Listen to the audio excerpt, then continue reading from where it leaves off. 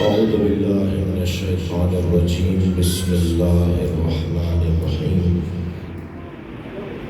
الحمد لله الذي لا يبلغ مدحته القائلون ولا يحصي نعماءه العادون ولا يعدي حقه المجتهدون الذي ليس لصفته حد محدود ولا نعت موجود ولا وقت معدود ولا أجل ممدود فطر الخلائق بقدرته ونشر الرياح برحمته. الصلاة والسلام على الرسول المسدد المصطفى الأمجد المحمود الأحمد سيدنا ومولانا ومولى الكونين جد والحسين وعاني أبا القاسم محمد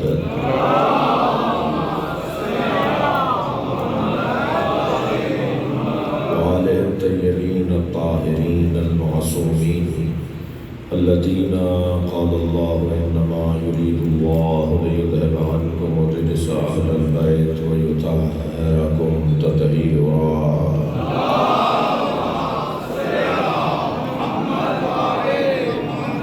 لعنة الله على أعدائهم أجمعين من يوم عداوتهم إلى قيام يوم الدين. أما بعد، قال الحكيم في القرآن الكريم: بسم الله الرحمن الرحيم. إنا أعطيناك الكوثر فصل لربك وانحر إن شانئك هو الأبتر. صلوات.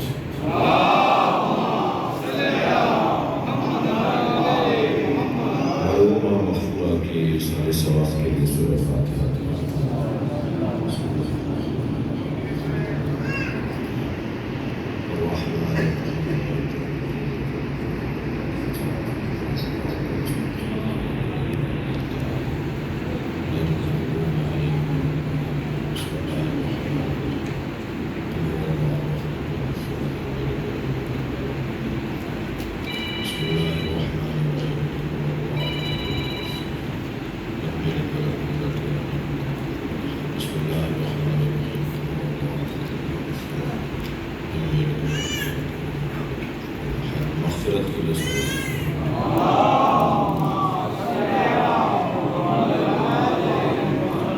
سورہ مبارکہ کوثر قرآن مجید کا مختصر مگر مکمل سورہ، بہت ہی اس سے زیادہ چھوٹا سورہ ہے. 3 آیتوں کا مشتمل سورہ ہے. 2 آیتوں کا کوئی سورہ قرآن میں نہیں ہے. یہ واحد سورہ ہے، یا ایک اور سورہ 2 سورے ہیں قرآن میں جو 3 آیتوں کا مشتمل ہے. انتہائی مختصر ہے اور انتہائی منفرد ہے. اس کے الفاظ بھی اتنے حسین ہیں کہ پھر اللہ نے انہیں قرآن میں دوبارہ نازل نہیں کیا، بلکہ میں اپنے الفاظ اور بہتر کروں کیونکہ یہ سورہ بے نام فاطمہ ہے، تو جو سیدہ کے نام حرف کر دیا جائے پھر کسی اور کے نام نہیں کیا جائے. لہذا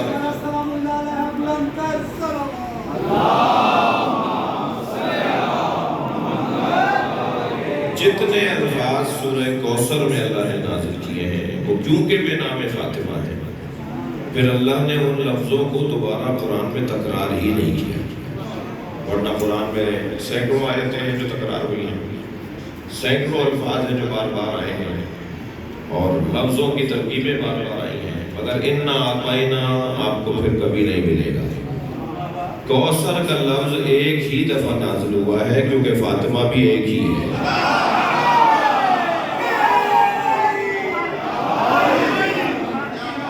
انا اعطیناک الکوثر فصل، یہ ترکیب فصل یہ ترکیب کر لیں گے.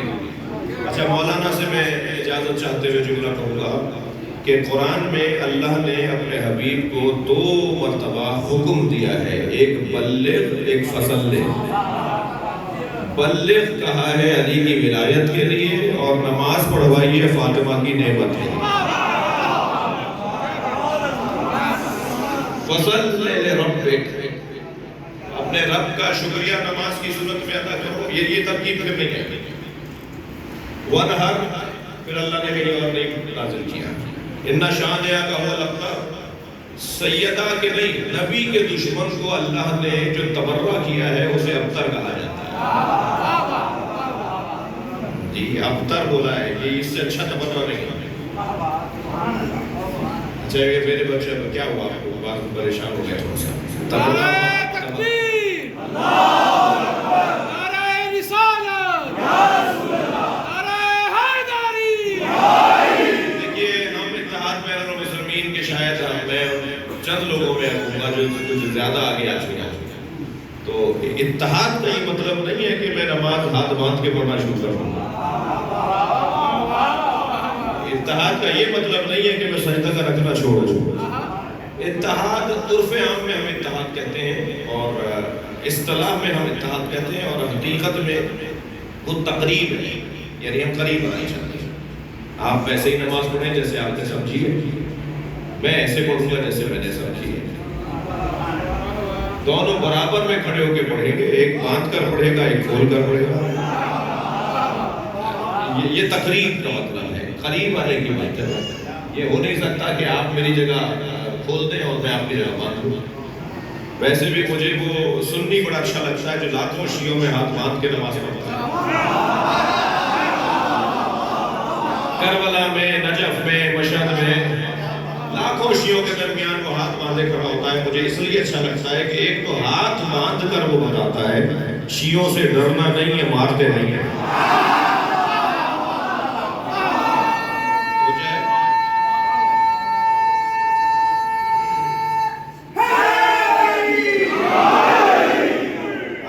برابر میں کھڑا ہوا شیعہ جو ہاتھ کھولے کھڑا ہے وہ ہاتھ باندھنے والے کی طرف مڑ کر بھی نہیں دیکھتا کہ یہ کون ہے، بلکہ اگر دیکھتا بھی ہے تو کہتا ہے اسے چائے پلاؤ، پانی پلاؤ، یہ ہمارا مہمان ہے. لہذا اتحاد کا مطلب تبرہ ہمارے ہاں نماز کی طرح، روزے کی طرح واجب ہے. مگر ذرا کچھ دوستوں کو سمجھانے کی ضرورت ہے کہ گالی دینا مہذب لوگوں کا کام نہیں ہے، گالی والوں کا کیسے ہوگا.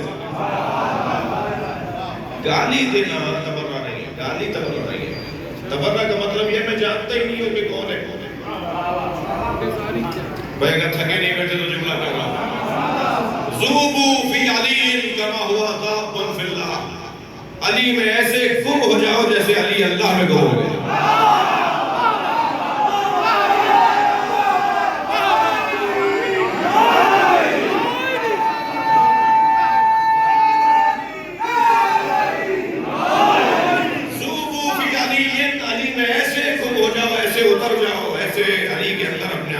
گم کروں گا کہ تمہارا وجود نہ رہے.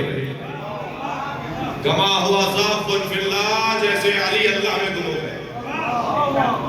میں ایک دکان پر برتن خریدنے گیا، میں نے کہا جی ایک جگ دے دیجئے اور 6 گلاس دے دیجئے.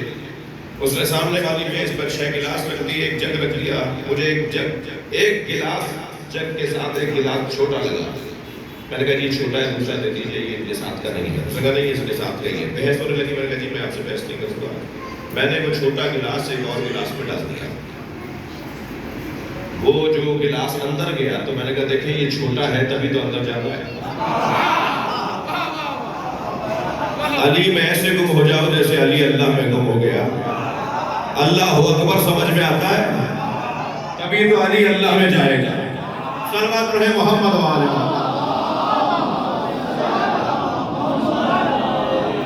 اس سے بلند اور بہتر صلوات نبی کی طرف.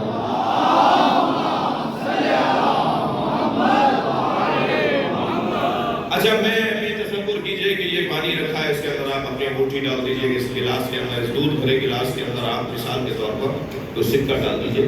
اس سکے کو دائیں بائیں آگے پیچھے اوپر نیچے سوائے پانی کے یا دودھ میں ڈلائے تو سوائے دودھ کے کچھ اور نظر نہیں آئے گا. اس کی ساری دنیا ہی وہ ہوگی، اس کا سب کچھ وہی ہوگا. علی میں ایسے گم ہو جاؤ کہ علی کا دشمن نظر ہی نہ آئے.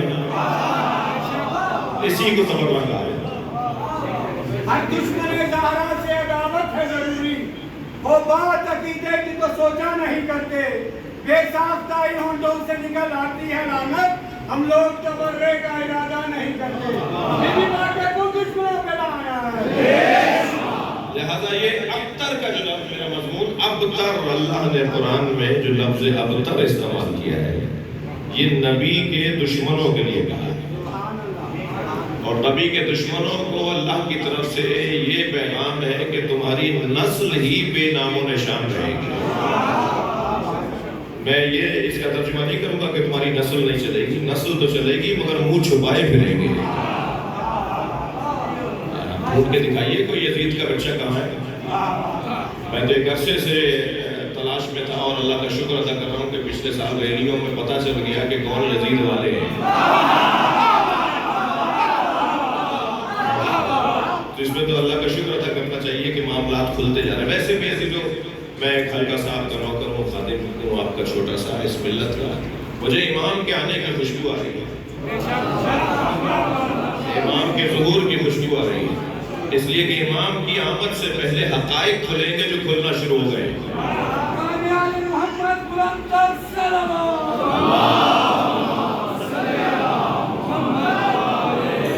ترجمہ سن لیجیے ذرا سورہ مبارکہ کوثر کا۔ انا اعطیناک الکوثر، بتحقیق ہم نے عطا کیا ہے آپ کو اے حبیب خیر ہی خیر۔ کوثر کا ترجمہ یا کریں گے خیر ہی خیر، یا عربی میں کریں گے خیر، یا فارسی میں کریں گے خیر مطلق، یا عربی میں کریں گے کل الخیر، یعنی ہر اعتبار سے جو خیر ہے ہم نے آپ کو خیر ہی خیر عطا کر دیا۔ اب اس کے وہ ترجمے اور وہ تفسیریں کہ جی کوثر سے مراد حوض کوثر ہے یا کیا ہے، میں تو کہتا ہوں کہ ہمیں قرآن کی تفسیر کے لیے جب حدیث کی طرف دیکھنا ہوگا، جب قرآن کی تفسیر کے لیے قرآن میں آیت نہ ہو، اگر ایک آیت کے لیے ایک اور آیت موجود ہو تو پھر ہمیں آیت کی آیت سے ہی تفسیر کرنی ہے۔ اگر آیت ہمیں سمجھ میں نہیں آ رہی پھر حدیث کا سہارا لینا ہے، تو ہمیں دور تو جانے کی ضرورت ہی نہیں ہے۔ اسی سورہ کی تیسری آیت میں اللہ نے اس آیت سے پہلی آیت کا مفہوم روشن کر دیا۔ انا اعطیناک الکوثر سے مراد، کوثر سے مراد کیا ہے؟ تیسری آیت بتا رہی ہے کہ آپ کا دشمن ہی بے اولاد بے نام و نشان رہے گا۔ تو معلوم یہ ہوا کہ کوثر سے مراد نبی کی اولاد ہے۔ اچھا، اب اس بحث میں بھی اس وقت جانے کا وقت نہیں ہے کہ یہ بحث میں ہو جائے، لیکن اتنا طے ہے کہ کوئی بھی کہ کسی کو بھی کیسے بھی مانتا ہو، مگر اس بات کو سب مانتے ہیں کہ فاطمہ فاطمہ ہے، سیدہ جیسا کوئی نہیں ہے نبی کے نزدیک۔ اور عظمتیں تو باب بڑا وسیع ہے۔ مجھے کبھی کبھی تکلیف ہوتی ہے اس بات پر کہ بہت سارے مرید اپنے پیروں کو شرمندہ کر رہے ہوتے ہیں، اور لوگ بہتر کرتے، بہت سارے مریدوں نے اپنے پیروں کو مروایا ہے۔ میرا پیر ایسا ہے، وہ کہتا ہے جی یہ بول رہا ہے کہ میں ایسا ہوں، مجھے تو نہیں پتا، یہ کمال میرے اندر ہے۔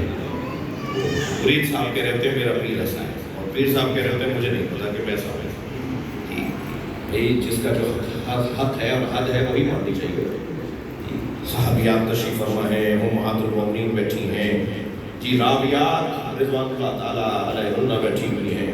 ایک مرتبہ ایک صحابیہ نے آواز دے کر کہا، یا عائشہ آپ جنت میں نبی کی زوجہ ہوں گی، اور بی بی زہرا کو دیکھ کر کہا، یا زہرا آپ جنت میں علی کی زوجہ ہوں گی، جوڑا کون سا بڑا ہوگا؟ ایسا سوال اچھا ہے۔ وہ کہنے لگی ہے یا عائشہ جنت میں آپ نبی کی زوجہ ہوں گی، اور بی بی سے کہا آپ علی کی زوجہ ہوں گی، تو جوڑا کون سا بڑا ہوگا؟ حضرت عائشہ نے جواب دینا بھی پسند نہیں فرمایا، اور جناب زہرا کو دیکھ کر فرمایا، لیتنی کنت شعرۃ راسک، اے فاطمہ کاش میں تمہارے سر کا ایک بال ہوتا۔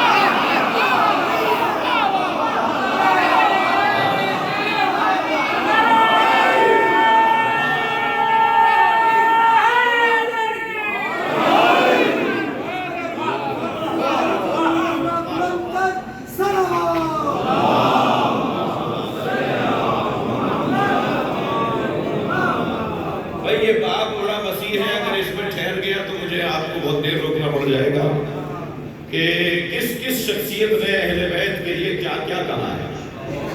میں وہ مشہور جو ٹی وی چینلوں پر بہت بیان ہو گیا ان کی طرف اشارہ نہیں کر رہا کہ لکھوالا ہو گے غلام دادے ہو گے، یہ بہت بیان ہو چکا۔ کچھ ہٹ کر بھی ذرا دیکھا جائے کہ کیا کیا بیان ہوا ہے۔ توجہ ہے؟ اللہ اکبر، توجہ چاہوں گا۔ سورہ مبارکہ نور نازل ہوا، یہی سورہ فی بیوت اذن اللہ مولانا آیت سنا رہا ہوں۔ فی بیوت اذن اللہ ان ترفع ویذکر فیہا اسمہ ویسبح لہ فیہا بالغدو والآصال. جن گھروں میں صبح شام اللہ کی تسبیح کی جاتی ہے، اللہ کا ذکر کیا جاتا ہے، حکم الہی یہ ہے کہ ان گھروں کو تعمیر بھی کرو، ان کی تعظیم بھی کرو. آیت نے واضح بتا دیا جن گھروں میں اللہ کا نام لیا جاتا ہے، اللہ کا ذکر کیا جاتا ہے، ان گھروں کی تعظیم بھی کرو. سورہ نور آیت نمبر 36. اور ان گھروں کی تعظیم بھی کرو. اصحاب تشریف فرما ہے، ہم پر ان کا احسان ہے کہ آیت نازل ہوتی تھی تو وہ نبی سے سوال کر لیتے تھے اور سرکار اس سوال کے جواب میں ارشاد فرماتے تھے تو وہ تفسیر بچ جاتی تھی اور آج بیان ہو جاتی ہے. تو ان اصحاب کے ممنون احسان ہے کہ ان میں سے ایک نے آواز دے کر کہا یا رسول اللہ وہ گھر کس کے ہیں جن کو بنانے کا اللہ حکم دے رہا ہے؟ وہ کن کے گھر ہیں جن کی تعظیم کا اللہ حکم دے رہا ہے؟ سرکار نے فرمایا بیوت الانبیاء، وہ انبیاء کے گھر ہیں. سوال بہت عمدہ تھا، جواب ہی روشن کر دی. سرکار نے جواب کی صورت میں بات روشن ہو گئی. لیکن یہاں پر جس بزرگ کا جو احترام، جس کا جو خدمت ہے نا وہ یاد رکھنی چاہیے. تو برابر سے حضرت ابوبکر کی آواز آئی ھذا المکان منھا، یہ علی و بطول کا گھر ان میں سے ہے.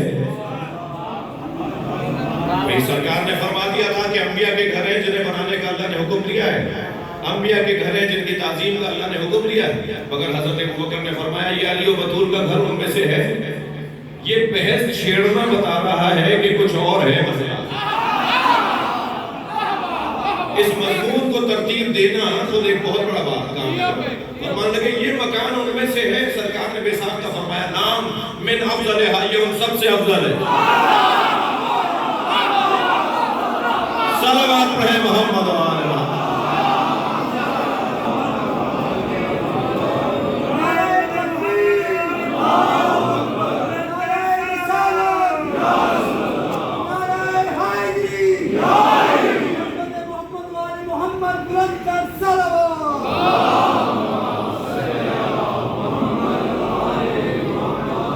تو اللہ نے سیدہ کی عظمت پر یہ سورہ نازل کیا. مولانا میرے دادا پردادا بھی سوسخان تھے، جیسے بھی پڑھا تھا یہ انداز تھوڑا سا ملا جلا ایسا انداز. لازمی برادران، اللہ آپ کے گلے میں بھی، آپ کے سینے میں بھی، آپ کی پڑھائی میں بھی اثر عطا فرمائے. مولا خدمت کو قبول فرمائے. ان کے بڑوں کی مغفرت کے لیے، ان کے بچوں میں اس خدمت کی منتقلی کے لیے بلند تر صلوات. میرے دادا ابرار حسین بزرگ استاد سوسخان تھے. معشوق علی خان صاحب تھے راجستھان کے، اور ہم سید گھرانہ. تو خان صاحبان کا بھی پڑھنے کا انداز رکھتا ہے، لاہور والے تو زیادہ جانتے ہیں. اور جو خاندانی پڑھنے والے ہیں ان کا انداز خان صاحبوں والا نہیں ہے، مگر خان صاحبوں کے استاد شمار ہوتے ہیں. تو میرے دادا بہت بزرگ پڑھنے والے تھے، میرے والد الحمدللہ. تو ان کے ہم عصر ایک بہت بزرگ سے استاد سے میں نے کہا سردار حسین زیدی صاحب سے کہ جی میرے دادا اور آپ کی پڑھائی ایک جیسی، آپ ایک استاد کے شاگرد سے. مگر نہیں، تمہارے دادا مجھ سے سینئر تھے، مجھ سے بڑے تھے. میرے استاد ہمارے رہتے تھے جے پور میں اور اجمیر شریف میں علاقوں میں. تو کہنے لگے تمہارے دادا نے ایک مرتبہ مجھ سے میری پڑھائی سنی. میں سلام پڑھ رہا تھا، سلام بھی جو ہے نایاب تھا اور بندش بھی اس کی نایاب تھی، یعنی میری اپنی بندش تھی وہ فرمانے کی. تو کہا تمہارے دادا ابرار حسین سن رہے تھے مجھے، اور پھر مجلس کے بعد مجھے کہا سردار یہ مجھے لکھ کر دے دو، یہ کلام میں پڑھ گیا. تو میں نے ان کو ایک دفعہ وہی اسی مجلس میں پڑھتے ہوئے سنا. وہ کہنے لگے کہ میں نے تمہارے دادا کو اسی مجلس میں پڑھتے ہوئے سنا اور میرا کلام وہ پڑھ رہے تھے. تو میں نے یہ طے کر لیا کہ جب میں نے اپنے سینئر کو، اپنے بزرگ کو یہ کلام دے دیا تو زندگی بھر اب یہ کلام میں نہیں پڑھتا، کیونکہ میں نے یہ ان کے نام کر دیا ہے. کمال ہے، اللہ نے جو الفاظ سیدہ کے نام کر دیا پھر قرآن میں دوبارہ نازل ہی نہیں. یہ عظمت کی بات ہے، یہ اللہ کے نزدیک سیدہ کا مقام ہے. عزیزوں، میرے بچوں، کم سے ساتھیوں، جو تعداد میں یہاں کم نہیں ہے، چھوٹا سورہ ضرور ہے مگر خبردار سورے کا چھوٹا ہونا سورے کے چھوٹے ہونے کا دلیل ہے. 280 آیات سے زیادہ سورہ بقرہ، تو کیا یہ بڑا سورہ ہے تو زیادہ بڑا ہے تو زیادہ بڑا ہے؟ خبردار قدوں کی بنیاد پر اور فٹوں کی بنیاد پر اور انچی ٹیپوں کی بنیاد پر کسی کا قد نہیں ناپا کرتا۔ کوئی اگر لمبا چوڑا ہے تو وہ معتبر نہیں ہوتا، اور اگر کسی کا قد بستہ ہے تو وہ چھوٹا نہیں ہوتا۔ خبردار کوئی بڑی گاڑی سے اتر کر آیا ہے تو وہ امیر نہیں ہے، اور کوئی سائیکل پر آیا ہے تو وہ حقیر نہیں ہے۔ کسی کا کالر ادھڑا ہوا ہے تو وہ ذلیل نہیں ہے، کسی نے مہنگے کپڑے پہنے ہوئے ہیں تو وہ امیر نہیں ہے۔ کیا معلوم جس نے مہنگے کپڑے پہنے ہوئے ہو وہ علاقے کا یزید ہو، اور کیا معلوم جس کا بٹن ٹوٹا ہوا ہو اور مائچا پھٹا ہوا ہو وہ اللہ کا ولی ہو۔ ایسے ہی اللہ نے اپنے ولیوں کو فقیروں میں چھپایا ہوا ہے۔ صلوات پڑھیں محمد و آل محمد۔ یہ کسوٹیاں پہ ہے نہیں، یہ پیمانے پہ ہے نہیں۔ ویسے بھی ہم جس جگہ پر آ کے بیٹھتے ہیں، جس جگہ پر فرش اللہ پر آ کے بیٹھتے ہیں، ہماری دین تبدیل کرنے کی جگہ ہے، ہماری اینک بدلنے کی جگہ ہے۔ یہاں ہم کچھ اور آگے سوچتے ہیں۔ یہ بات میں لاہور میں کر چکا ہوں، مجھے معاف کریں گے جن کے لیے تکراری ہو۔ ہم سب اس وقت مجلس میں جوتیاں اتار کر بیٹھے ہیں۔ امام بارگاہ میں جوتیاں لے کر نہیں آتے، مسجد میں امام بارگاہ میں ہم جوتیاں لے کر نہیں آتے۔ علی نے جوتیوں کا نام دنیا رکھا ہے۔ ہم اپنی دنیا چھوڑ کر آتے ہیں۔ باہر بیٹھیں گے 3 کروڑ کی گاڑی میں، مگر یہاں حسین کے فقیر ہیں۔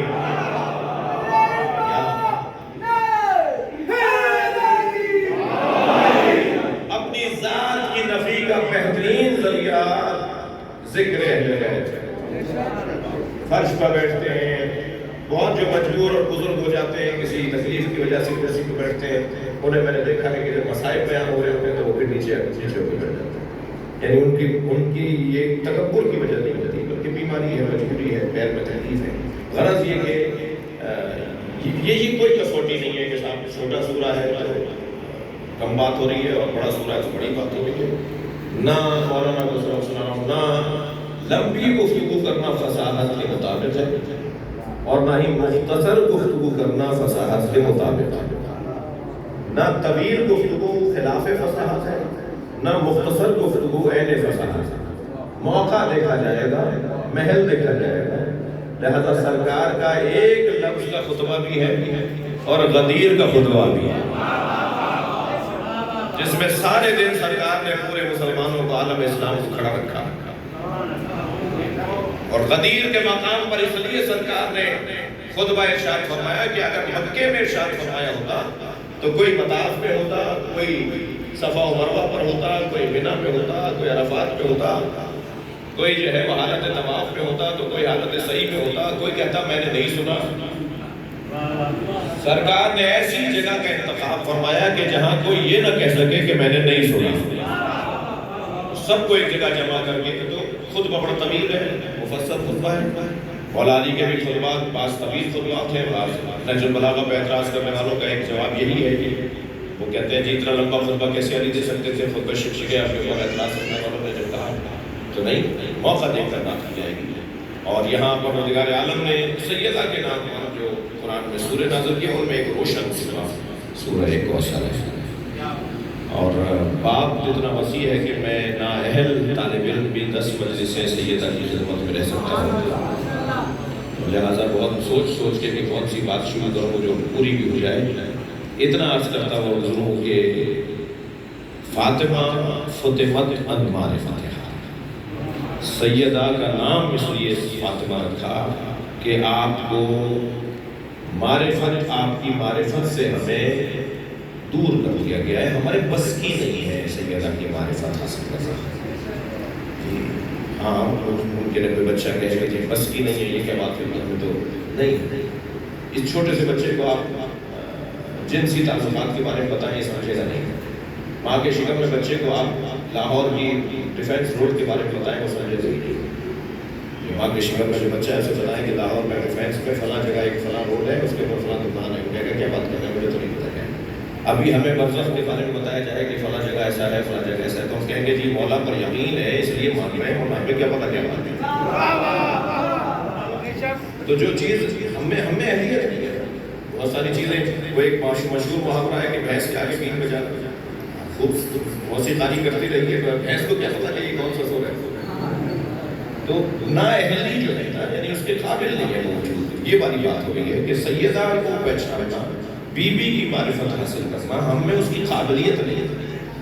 یہ اللہ نے ہمیں سمجھانے کے لیے کہہ دیا کہ وما ادراک ما لیلۃ القدر.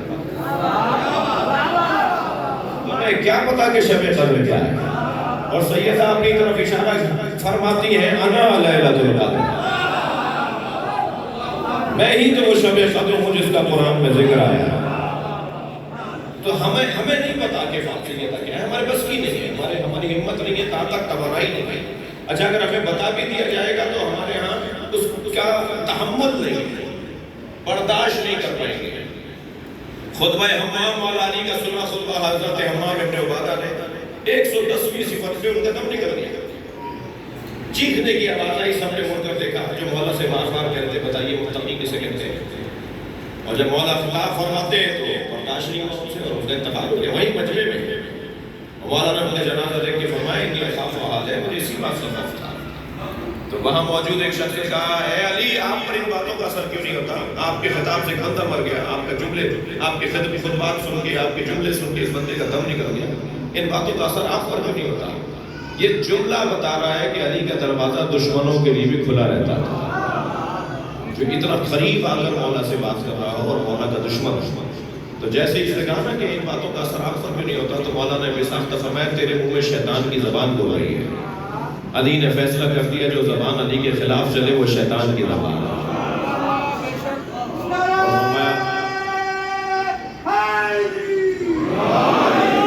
لہذا برداشت نہیں ہے. باہر یہ ہے کہ ہمیں سیدہ کے بارے میں اگر ہم اس کے عہد میں، ہم تو میرے جوانوں ساتھیوں، ہم تو ایسے ہیں جیسے سمندر کے کنارے کھڑے ہو کر سمندر کی ٹھنڈی ہواؤں کی تعریفیں کریں، سمندر کی لہروں کو دیکھ دیکھ کر محظوظ ہو جائیں.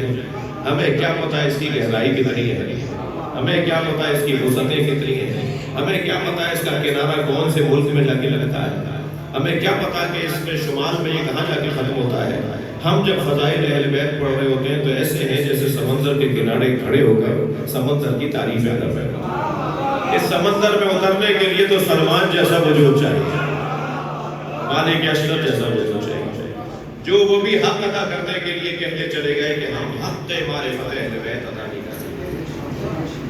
اچھا بات سمندر کی ہے تو میرا دل کر رہا ہے کہ ایک جملہ کہہ دوں اپنے مزاج سے ہٹے ہوئے لوگوں کے لیے. بعض لوگوں کو تو سمندر کے کنارے جا کر بھی شفا نہیں ملتی، وہاں سے بھی وہ بیمار لوٹ رہے ہوتے ہیں. یعنی اتنے فضائل بھی ہضم نہیں ہو رہے ہوتے ہیں جو آج ہم پڑھ رہے ہوتے ہیں، جو کہ فضائل کی حقیقت نہیں ہے. ہمیں کیا پتا کہ فضائل کی حقیقت کیا ہے؟ اللہ ہمیں مقصروں سے بچائے. لیکن قاصر ہم سب ہیں. قاصر اور مقصر میں فرق ہے. مقصر وہ جو قصداً اور ارادتاً اہل بیت کے فضائل پہ ڈنڈی مارے گا، اور قاصر وہ ہے کہ جو کوشش کر رہا ہے کہ پہنچے فضائل کی تہہ تک مگر پہنچ نہیں پا رہا. تو ہم سب قاصر تو ہیں، ہم سب اہل بیت کی بات میں قاصر ہیں. ہمارے بس کی نہیں ہے، ہمارے تو طاقت نہیں ہے. اب وہ سیدہ کا وجود کہ جس کو اللہ فتمت عن معرفتہا، کہ جس کی معرفت سے لوگوں کو دور کر دیا گیا ہے، ہم نہیں پہچان سکتے کہ کیا ہے، کیسے پہچانیں گے، کیا کریں پھر. کہ بس تمہارا کام ہے ان کی محبت اپنے دل میں بسانا اور اس محبت کے مطابق ان کی زندگی پر عمل کرنا. موت کی مجلس ہے، خواتین مجلس میں تشریف فرما ہے. بی بی فرماتی ہے 3 طرح کی میری محبہ خواتین میرے ساتھ جنت میں پڑوس میں ہوگی. 3 طرح کی عورتوں کو میں جنت میں اپنے پڑوس میں جگہ دوں گی. وہ میرے قریب رہے گی، جو میری محبہ میرے بابا کے کلمہ پڑھنے والی ہوگی، اور ان میں 3 یہ صفتیں پائی جاتی ہیں. سب سے پہلی صبرت علی سوء خلق زوجہا، وہ خاتون جو اپنے شوہر کی بد اخلاقیوں پر صابرہ رہتی ہے. بھئی آپ تو بات بول دیجیے، آپ کی تعریف ہو رہی ہے. صلوات پڑھ لیں محمد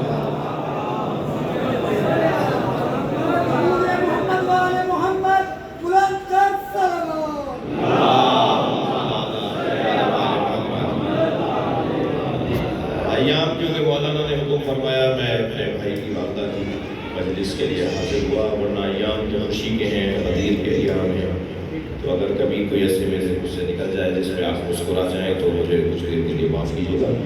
تو تعریف تو کس کی ہو رہی ہے وہ تو غور کرنے میں پتہ چلے گا۔ صبرت علی سوء خلق زوجہا، یہ بھی فرماتی ہیں وہ میرے بابا کی کلمہ پڑھنے والی، میرے شوہر علی کی ولایت کا اقرار کرنے والی خاتون، یعنی ان شرائط کے بعد جس میں یہ تین صفتیں پائی جاتی ہیں، وہ جنت میں میرے قریب رہے گی۔ تو خواتین ذرا ماشاءاللہ آوازیں آنا بند ہو گئی ہیں، توجہ بڑھ گئی ہے۔ تو پہلی صفت صبرت علی سوء خلق زوجہا، اپنے شوہر کی بد اخلاقی پر جو صابرہ رہتی ہے۔ یہ شوہر نامدار گھر میں داخل ہوتے ہیں، باہر ان کا اخلاق بڑا اچھا ہوتا ہے، مگر جیسے ہی گھر میں داخل ہوتے ہیں تو یہ جلات سے کم نہیں ہوتے۔ بھائی جو ہوتے ہیں میں ان کی بات کر رہا ہوں۔ اور ایک مرتبہ گھر کا ماحول مقدر ہونا شروع ہو جاتا ہے، ٹینشن پھیلنا شروع ہو جاتی ہے، اماں آواز لگاتی ہے بچوں کو ذرا سنبھل کے بیٹھو، دائیں بائیں ہو جاؤ، ادھر ادھر، ابا آ رہے ہیں۔ اب سمجھ میں نہیں آ رہا کہ ابا آ رہا ہے یا کوئی جلاد آ رہا ہے۔ ان بچوں کو تو کھیلنا کودنا چاہیے، اچھلنا کودنا چاہیے کہ ابا گھر میں آ رہے ہیں۔ اور سب عورتوں سے تو اخلاق بڑا اچھا ہے، خاص طور پہ پڑوسیوں سے اور ادارے میں ساتھ کام کرنے والیوں سے، مگر زوجہ محترمہ سے ہم بگاڑ کر بات کرتے ہیں۔ اچھا زوجہ محترمہ بھی رضی اللہ تعالیٰ عنہ نہیں ہے، تو وہ بھی کیا کرتی ہے کہ وہ سب کے لیے تو سمجھتی بنتی ہیں، مگر شوہر نامدار کے لیے ایسی رہتی ہے جیسے پیدا ہوئی تھی۔ تو بھائی تھوڑا سا اپنے کو توجہ کرو، شوہر گھر میں آ رہا ہے۔ سلوات پڑھیں ذرا نبی اور آ جائے۔ گھر کا ماحول اچھا اور خوش اخلاق بنانے کے کچھ پھر تقاضے ہیں، پھر اس کی شرائط ہے کچھ۔ تو پہلی خاتون کے جس کے ہاں یہ کیفیت پائی جاتی ہے کہ اس کا شوہر بد اخلاق ہو اور وہ صابرہ رہتی ہے، سن سنا کے آگے وقت دن گزار دیتی ہو، بی بی فرماتی ہے میں اس کو اپنے پاس رکھوں گی۔ دوسرا صبرت علی فقر زوجہا، جو اپنے شوہر کی ناداری پر صابرہ رہتی ہے۔ شادی کرتے وقت تم نے کہا تھا کہ چٹنی روٹی کا ساتھ دوں گی، اب جب چٹنی روٹی کی زندگی آئی تو پریشان شروع ہو گئی ہو، خرچ کیوں جانا چاہتی ہو پر؟ پریشانیاں دن ایک جیسے نہیں جائیں گے۔ میرے مولا علی نے تو ایک جملہ ایسا فرما دیا جسے فریم کروا کے اپنے گھر میں لگانا چاہیے۔ نہج البلاغہ میں فرماتے ہیں الدہر یومان، مولا علی زمانہ 2 دن کا ہے، یوم علیک و یوم لک، ایک دن تمہارے حق میں رہے گا، ایک دن تمہارے خلاف رہے گا۔ اگر 20 سال سے زمانہ میرے حق میں چل رہا ہے تو مجھے انتظار کرنا چاہیے کہ میرے خلاف کب آئے گا، اس لیے کہ علی نے بول دیا ہے کہ ایک دن تمہارے خلاف بھی آئے گا۔ تو مولا کی بات تو مولا کی ہے، سچی رہے گی، پکی رہے گی۔ لہذا اگر پریشانی آ گئی ہے، ناداری بڑھ گئی ہے، تنخواہ میں اس مسائل آ گئے ہیں، تو یہ کیا بات ہوئی کہ تم وزنہ شروع ہوئی ہو؟ اس وقت تو زیادہ ساتھ دینے کی ضرورت ہے۔ پریشانیوں میں اپنے شوہر کا ساتھ دینا یہ زیادہ ہنر ہے، زیادہ کارنامہ ہے۔ تیسرا سبق فرماتی ہے کہ جو آخری زمانے میں دین پر عمل کرتے ہوئے اچھوت شمار کی جائے گی۔ یہ کیا تقیہ تسی تم چادر ادر پہن کر آگے ہوئی؟ یہ کیا ہوا کہ ساتھ سمجھ جانا وہ نہ محرم اور محرموں کا بڑا خیال ہے کہ اچھوت شمار کیا جائے گا ان عورتوں کو جو آخری زمانے میں دین پر عمل کر رہی ہوگی۔ یہ تقیانوس کہا جائے گا انہیں، تقیانوس ایک بادشاہ تھا، تقیانوس کہا جائے گا انہیں، اور گد ذہن اور تنگ نظر میں شمار کیا جائے گا۔ بے دین لوگوں کی حکمرانی بڑھے گی اور دیندار لوگوں کو اچھوت شمار کیا جائے گا۔ بی بی فرمانی اس زمانے میں اگر کوئی خاتون دین پر عمل کرے گی تو جنت میں اسے اپنے پڑوس میں رکھوں گی۔ سیدہ کی عظمت میں صلوات پڑھیں گے۔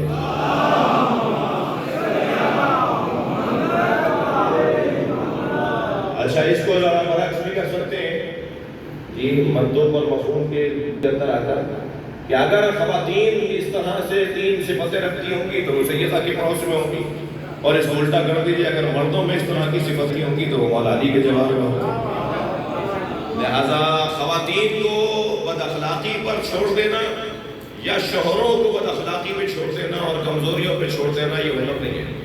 ممکن ہے کوئی سوچے کہ مولانا کیا بحث میں بیٹھے، اس وقت پاکستان کے معاشرے میں ہماری برادری میں، یعنی آپ کی ہماری برادری میں، سنی شیعہ برادری میں 10 شادیوں میں سے 7 ناکام ہو رہی ہیں، 3 کامیاب ہو رہی ہیں۔ بہت بڑی تعداد ہے، اس کو الٹا بھی نہیں ہونا چاہیے تھا، یعنی ایسا بھی نہیں ہونا چاہیے تھا کہ 3 ناکام ہوتی اور 7 کامیاب ہوتی، مگر یہاں الٹا ہو رہا ہے، 7 ناکام ہیں، جلدی خلا ہو رہی ہے، جلدی طلاق ہو رہی ہے، 6 مہینے کے اندر ہی رخصتی یعنی علیحدگی ہو رہی ہے ایک دوسرے سے. تو اس کے اسباب کیا ہیں؟ ان کے اسباب کو اگر حل نکالا جائے اس کا تو یہی کو باتیں ہیں. برداشت نہیں ہے، تحمل مزاجی نہیں ہے، غصہ جلدی آ جاتا ہے، جی ہر بات اماں سے پوچھتی ہیں فون کر کے. پہلے تو 6 مہینے میں ملاقات کے لیے جاتی تھی نا اپنے میکے، اب تو صبح شام 10 دفعہ فون کرتی ہیں. تب ٹماٹر کتنے ڈالوں یہ بھی اماں سے پوچھتی ہیں. میں گزارش کروں گا ساس اماؤں سے کہ ذرا اپنے رویوں کو بدلو، اس کو ذرا مستقل ہونے دو، ذرا اس کو اختیارات دے دو، اس کو ذرا اپنے گھر میں گھر بسانے دو. یہ تم جو وہاں رخصت کرنے کے بعد بھی تم روزانہ اس کو پٹیاں پڑھا رہی ہو کہ یہ کیا ہو رہا ہے، وہ کیوں ہو رہا ہے، اور تمہاری ساس نے تمہیں کیا کہہ دیا اور تمہاری نند نے تمہیں کیا کہہ دیا. خدا کے واسطے اس سے آپ اپنی بچی کا گھر خراب کر رہی ہیں. آپ اسے آزاد کرتے ہیں، یعنی اس کو مستقل کرتے ہیں، یہ خود اپنے فیصلے لیں. اور عجیب منطق ہے کہ اگر داماد بیٹی کو ٹائم دے تو بڑا اچھا داماد ہے، اور اگر بیٹا بہو کو ٹائم دے تو میرا بیٹا مجھ سے چھن گیا ہے. تعویذ کروا دیا میری بہو نے 1 ہفتے میں ہی، میرا نہیں رہا. اور ادھر بڑی تعریفیں کرتی ہے کہ میرا داماد بڑا اچھا ہے، میری بیٹی کو مری لے گیا تھا گھمانے. اور اگر بیٹا بہو کو لے جائے تو میرے اوپر تعویذ کر دیا بیٹا میرا چھن گیا مجھ سے. یہ کیا منطق ہے بھائی؟ یہ کیسا انداز ہے؟ آپ کی بیٹی ہے تو کسی اور کی بھی تو بیٹی ہے. صلوات پڑھیں ذرا محمد و آل محمد. بھائی ایک خاتون کی مجلس ہے اس لیے میں یہ مضامین بیان کر رہا ہوں. کچھ دیر اگر محسوس کریں تو مجھے معاف کر دیجیے گا. یہ ہمارے گھروں کے مسئلے ہیں، یہ ہمارے سماج کے مسئلے ہیں. الجھنیں کی وجہ سے گھر تباہ ہو رہے ہیں، برباد ہو رہے ہیں. تو اس کو برعکس کر دیجیے، اگر خاتون خانہ بد اخلاق ہو اور شوہر برداشت کر رہے ہو تو کچھ نہ کچھ انہیں بھی ملے گا مولا کی طرف سے. جی کتنا بڑا نام ہے آیت اللہ محمد حسین طباطبائی کا، صاحب تفسیر المیزان، بہت بڑا نام، صاحب کرامت عالم دین. ان کے معاف کیجیے گا، وہ فرماتے ہیں کہ ان کے استاد سید علی قاضی طباطبائی وہ خود صاحب کرامت عالم دین نجف اشرف، مردوں سے بات کرتے تھے. ان کے واقعات کو اس وقت موقع نہیں ہے. ایک دن اپنے استاد کے گھر گئے، استاد سے بات کرنے کوئی کام تھا، کوئی مشورہ تھا، کوئی علمی گتھی سلجھانی تھی. دروازہ بجایا تو اندر سے خاتون کی آواز آئی. انہوں نے کہا جی استاد سے بھی سنائے. تو 4 باتیں تو استاد کو سنائی، تمہارا استاد بھی ایسا ہی ہے، اور 4 باتیں انہیں سنائی جو دروازے پہ تھے. میں ممبر کی ادب کی وجہ سے بتا نہیں رہا ہوں باتیں کیا ہیں. اتنے سخت جملے انہوں نے اپنے شوہر کے لیے کہے، اور 4 باتیں ان کے لیے کی جو دروازے پر آئے ہوئے تھے شاگرد حضرات. اب یہ پریشان ہیں، اتنے بڑے عالم دین کی زوجہ، اتنے بڑے مجتہد کی زوجہ، اخلاق دیکھو کیسا خراب ہے. پریشان ہو گئے تو چلے گئے اپنے گھروں کو چلے گئے. جب دوسرے دن یا دوسرے موقع پر استاد سے ملاقات کی تو ان سے کہا استاد ہم آپ کے گئے تھے اور ایسا ہوا، تو ہماری التجا ہے کہ آپ نے چھوڑ کے نہیں دیتے ہیں، تو ادھر بھیج دیجیے اپنے گھر، اپنے ابا کے گھر. تو ناراض ہو کر کہنے لگے خبردار، تم ایک دن مجھ سے پوچھ رہے تھے کہ اللہ نے مجھے کرامتیں کیوں دی ہیں، کیسے دی ہیں، اللہ نے میری زبان میں تاثیر کیوں دی ہے، اللہ نے میری بات میں اثر کیوں دیا ہے. تم اس دن مجھ سے پوچھ رہے تھے کہ یہ روحانیت، یہ معنویت آپ کے پاس کہاں سے آئی ہے، تو جس کی وجہ سے مجھے اللہ نے نعمتیں دی ہیں. تم کہہ رہے ہو کہ میں اسے گھر بھی ہوں، میں اسے برداشت کرتا ہوں، اس کا احترام کرتا ہوں، اس کے چمتے ہوئے جملے سن لیتا ہوں، اور اس کے بعد جب میں برداشت کر لیتا ہوں تو اللہ میرے اندر ایک صلاحیت ڈالتا ہے جسے کرامت کہا جاتا ہے. تو برداشت، صبر، وقت کو گزار دینا. بچیاں مجلس میں تشریف فرما ہے، اور کیونکہ ویڈیو ہو گئی مجھے نہیں معلوم کہاں کہاں کتنی مدت تک یہ مجلس سنی جائے گی. برداشت کریں، وقت کو گزار دیں. وقت ایک جیسا نہیں رہے گا، یہ وقت بھی گزر جائے گا.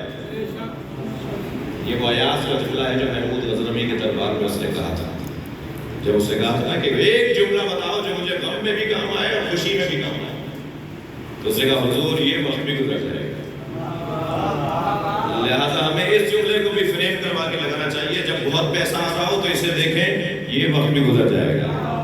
جب 4 پریشانیاں گھیر لیں تو اس جملے کو دیکھیں یہ وقت بھی گزر جائے گا. صلوات پڑھیں محمد و آل محمد. اس سے بہتر اور غلط صلوات نبی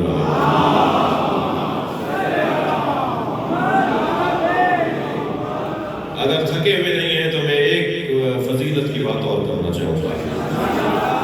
جوڑے تو دنیا میں بڑے بنے مگر جوڑا ایک ہی بنا جسے علی و بطول کا جوڑا بنا. اس لیے قیامت تک اگر کوئی آئیڈیل اور مثالی جوڑا ہے تو وہ سیدہ کا اور مولا علی کا جوڑا ہے. یہ واحد جوڑا ہے جو آسمان پر بنا ہے. یہ ہمارے یہاں رمضان عربی میں کہہ دیا جاتا ہے کہ جوڑے آسمان پہ بنتے ہیں. جوڑے آسمان پہ بنتے تو زمین پہ بگڑتے نہیں. زمین میں جوڑوں کا بگڑنا بتا رہا ہے کہ آسمان پہ نہیں بنا ہے. اس لیے کہ اللہ کا بنایا ہوا بگڑتا نہیں. صرف ایک جوڑا ہے جو آسمان پر بنا ہے وہ ہے علی و بطول کا جوڑا. اللہ نے نکاح پڑھایا سیدہ کا عرش الہی پر اور سیدہ کا نکاح پڑھانے کے بعد کہا کہ میں نے تمہیں علی سے بیاہ دیا ہے. میں آیت اللہ باقر فخار بہت اللہ کے ولی عالم ہے. میں ان کی کرامتیں خود دیکھ چکا ہوں. اس مہان میں ہوتے ہیں میں ان کی خدمت میں کہنے کا استاد یہ روایت میں نے پڑھی ہے اس کی سند کیسی ہے تو ان کا فضائل کے بعد کی روایات کے سند پہ زیادہ بحث نہیں کیا کرو. سوال کیا ہے اگر یہ سوال یہ ہے کہ اس روایت میں روایت یہ کہہ رہی ہے کہ اللہ نے سیدہ کا نکاح مولا علی سے عرش پر پڑھانے کے بعد سیدہ سے کہا کہ میں نے تمہیں علی سے بیاہ کیا ہے. تو اجازت تو پہلے نہیں دی جاتی ہے پوچھا تو پہلے جاتا ہے. سوال میرا یہ ہے کہ پہلے جناب زہرا سے اللہ کہنا کہ اے فاطمہ میں تمہارا نکاح علی سے کر رہا ہوں اور سیدہ فرماتی کہ یا اللہ تو میرا مالک ہے اور پھر سیدہ کا نکاح اللہ پڑھا دیتا. مگر نکاح پڑھانے کے بعد اللہ کہہ رہا ہے کہ فاطمہ میں نے تمہارا نکاح علی سے کر دیا ہے. تو میرے استاد مسکرائے اور کہنے لگے اب تک راضیہ اور مرضیہ سمجھ نہیں پائے ہو. صلوات پڑھے محمد و آل محمد.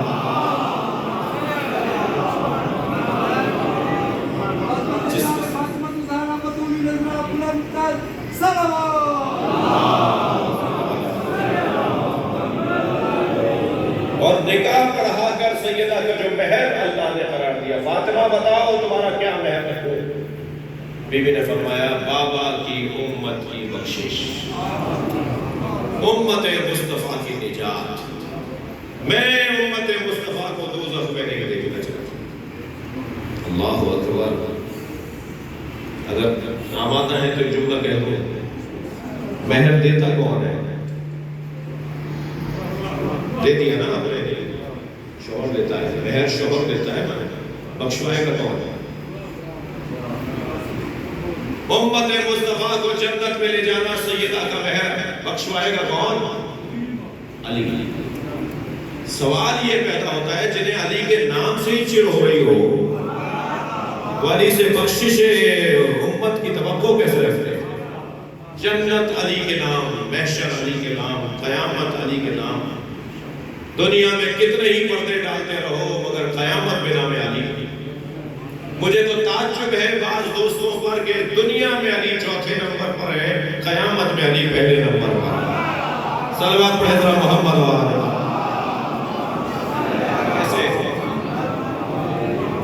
محشر میں مولا کائنات کے بغیر تصور محشر نہیں بنتا. علی آگے چل رہے ہوں گے اور پورا کاروان ہدایت پیچھے چل رہا ہوگا. کسی صحابی نے کہا یا رسول اللہ علی آگے چلیں گے اور پورا کاروان ہدایت یعنی انبیاء پیچھے چلیں گے. حضرت نے فرمایا تم نے میرا یہ قول نہیں سنا علی جو صاحب البائی علی میرا پرچمدار ہے اور ہمیشہ پرچمدار آگے چلتا ہے لشکر پیچھے چلتا ہے. محشر میں داخلہ ہوگا مولا علی کا کس شان کے ساتھ کس بان کے ساتھ. بلکہ اگر میں کہہ دوں کہ محشر کا سارا انتظام ہی علی کے ہاتھ میں ہوگا تو غلط نہیں کہوں گا. اس میں کچھ نہ کچھ دلائل ضرور رکھتا ہوں گا.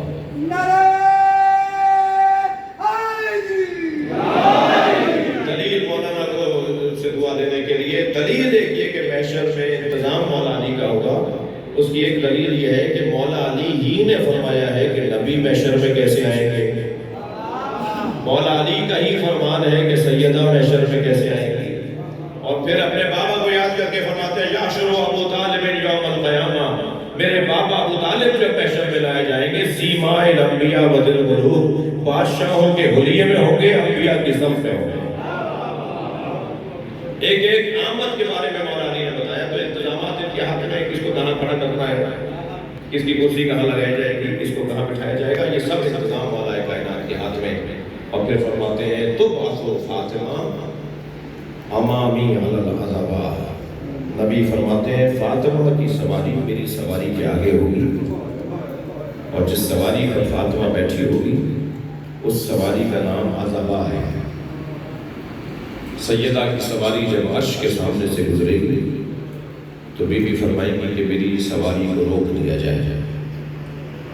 आवाज़ कुदरत आएगी, फातिमा क्यों रुकी हो? क्योंकि फिर बीबी नहीं रुकेंगे, फिर सब रुक जाएंगे, पूरा महशर ठहर जाएगा। तो सैयदा से अल्लाह पूछेगा फातिमा तुम क्यों रुकी हो? तो बीबी की आवाज़ आएगी आज मुझे इंसाफ चाहिए।